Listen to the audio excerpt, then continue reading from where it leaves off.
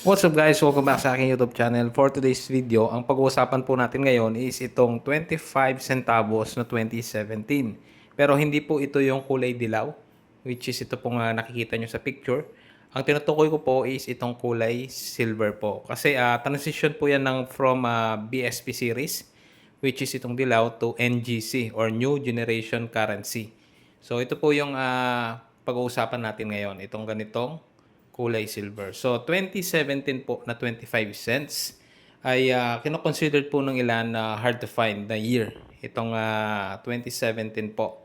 Ngayon, may mga iba po na naghahanap nito na ang buying price po nila is around 500 pababa. Pero meron din naman pong iba na mga naghahanap nito ng uncirculated po. Minsan ang pricing po nila is 700 isa. So, kailangan po yung ganitong itsura po na 25 centavos, yung kulay silver po. At hindi po yung kulay dilaw. So, ayan. Kung meron po kayo nito guys, minsan may mga nagpo-post po dyan sa Facebook na mga buying po nito. So, ang presyo po, depende na po yan sa sa buyer. So, yung binanggit ko po sa inyo is yun yung mga nakikita kong pricing po nila regarding dito sa 2017 po na NGC.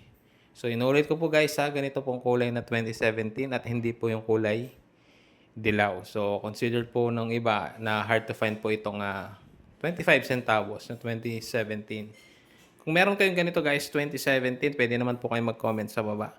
Tapos, kung gusto niyo pong ibenta is, pwede ko po kayong tulungan, maibenta yung inyong coin. So, yun lang guys. Para sa mga iba pang value ng mga coins, click nyo na lang guys yung subscribe button tsaka bell button para updated kayo sa mga videos po na i-upload ko. So, yun lang guys. Maraming salamat sa panonood.